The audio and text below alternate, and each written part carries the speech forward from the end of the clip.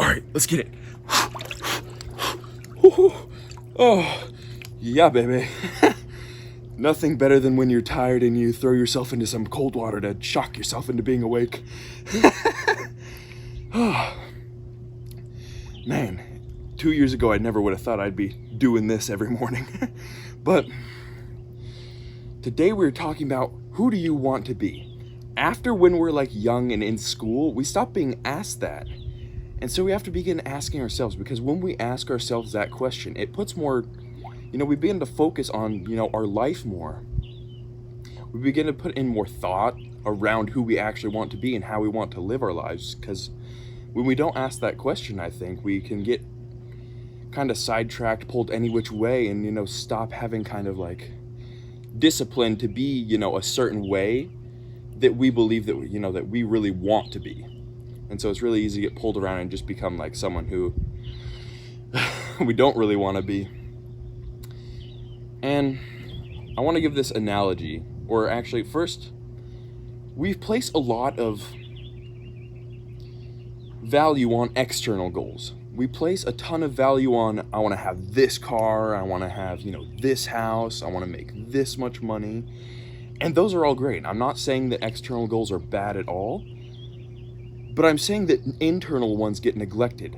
The question of who do we want to be, like, do you want to be extremely happy? Do you want to be extremely kind, thoughtful, the type of person who can actually make that money and live that life? Those are hugely important questions, because guess what? Who we are makes our life.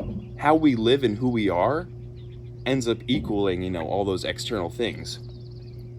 And so, and like, there's plenty of people who have all those external things but are extremely happy. And guess what? That's because of who they are. There's people who are,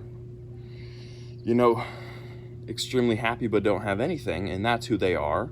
And I'm not saying that it has to be, you're poor and happy or like rich and sad, but who you are equals, how you live your life. You can be extremely rich and extremely happy as well. But what's that dependent on? It's dependent on who you are and how you think about your life, how you really feel about it and what you really believe. And the analogy that I want to give is think of yourself in the middle of the ocean, in just a middle of a ton of water on a raft.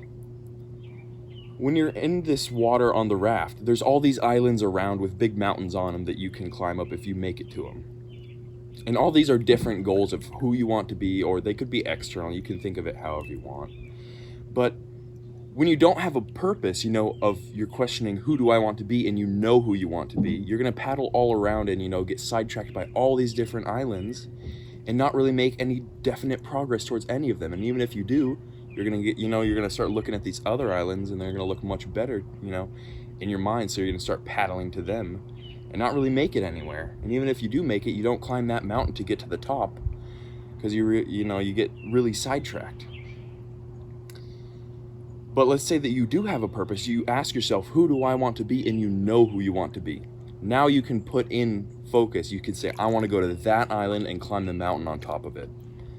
And you get there, and maybe you realize it is wrong, but let's say you get there and you realize this is who I want to be.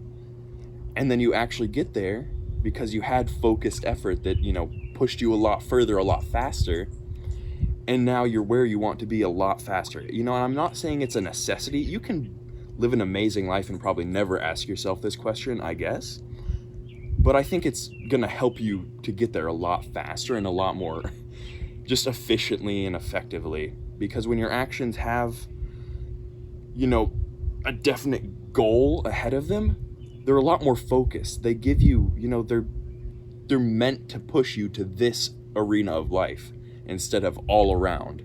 Because when you're paddling in a circle to go, looking at all these different islands around you, you don't go anywhere. You pretty much just stay stuck, and that's why a lot of people stay stuck in their lives, I think.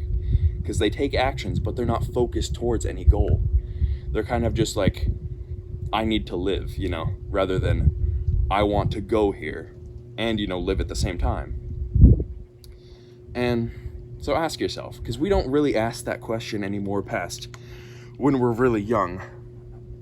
And because our parents, our teachers ask it, but then after that, we don't keep asking ourselves. We kind of forget about it. But I think it really is important because that's when we start dreaming. That's when we really start finding out what we want to do in our lives. Because a lot of people don't know what they want to do in our life. They have an idea, but they don't really, know. And so when you ask yourself these questions and really think about them, not just push them to the side, but think about them, you do start to find answers if you allow your mind to kind of wander on the topic. But that's my whole spiel.